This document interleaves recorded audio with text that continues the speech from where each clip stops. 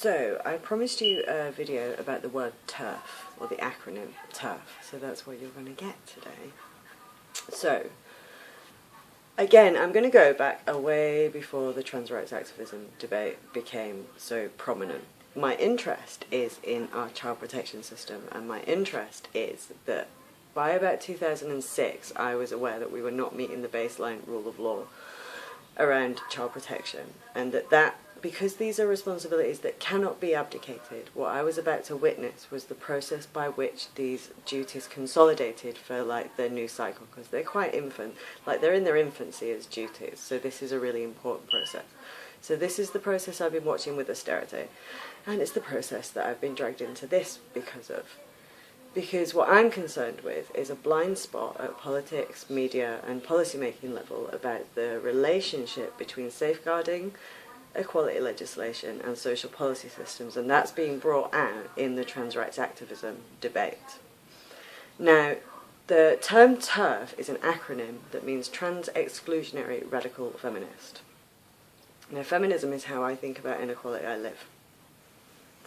Do you have any entitlement to be in those thoughts? Nope. So, radical feminism. So that would be an understanding of the relationship between child abuse, domestic abuse, poverty, inequality and our cash transfer system. Well, that's not actually radical feminism either. That's the centre position. In fact, that's the baseline of the rule of law. So every institution currently shouting TERF should already know everything that I know and why TERF is a ridiculous thing to shout. So, how has TERF gained currency? Now, this is not actually an unusual thing that's happened.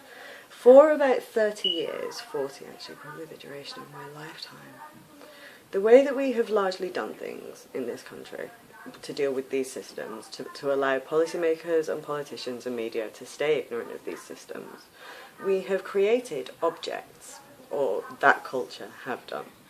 And they have projected dysfunction and blamed them for crisis and all sorts. And then that object has been the recipient of shitty, abusive policy. And one of the objects that we have created over the years for this is the single parent. Now, this is a common process with abusive dynamics. You'll find that narcissists do this. So all TERF is, the person that is shouting TERF at you is creating an object onto which they project things they don't like about themselves, so they can accuse you of them, so they can feel better about it. It's just a maladaptive way of processing shame, really.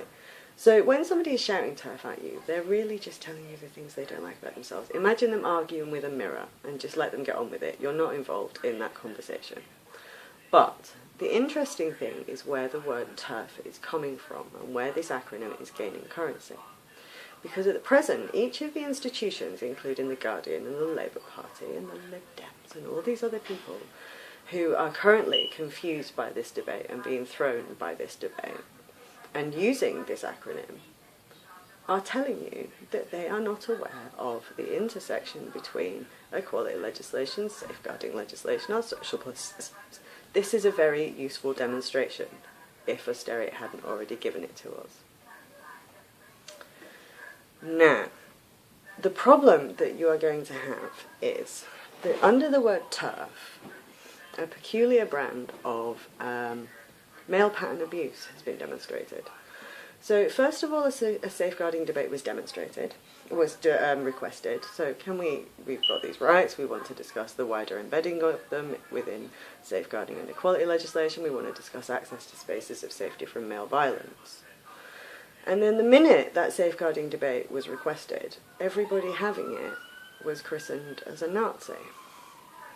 So, we've had a safeguarding debate requested, then everybody within that debate, every stakeholder within safeguarding equality legislation who is by definition vulnerable, is now a Nazi who deserves to be punched because they're having the conversation that's been requested.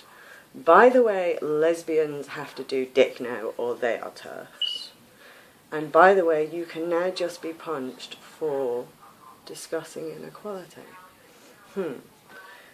So, one of the things that I had really begun to worry about is because I'm watching this process whereby we kind of, because of a corrosive policy reflex, we kind of left ourselves at a point where our child protection system was breaking down.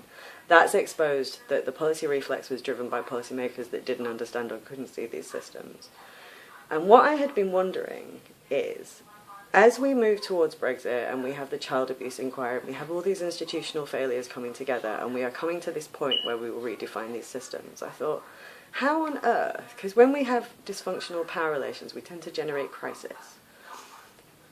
And I thought that absolutely no possible way that we are going to generate a crisis that gives a visceral demonstration of male pattern abuse, that brings attention to intersectionality, which is a working framework which we have to use to understand how our systems evolve around power dynamics and how they link together, and which is going to demand a conversation about these systems. Because 8 years austerity, and I've just witnessed every single kind of mechanism within our political economy that exists to prevent discussion of those systems. So I thought, how are we going to get to a point where that conversation, and here we are. So we are going to use Terf, mainly to identify, we're going to use it like a torch. So the people who are shouting Terf right now, especially the ones with solid institutional backing, they are shining a light onto the fact that their institution does not understand these systems, these laws.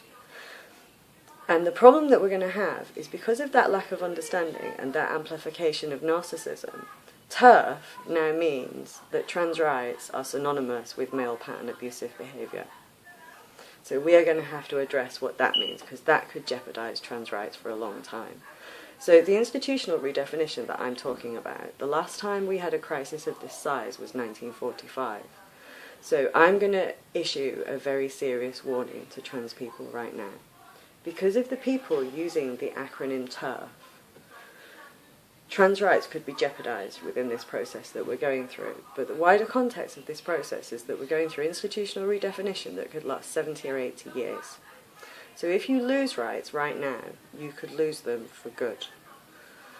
So that's basically my video talking TERF for the day.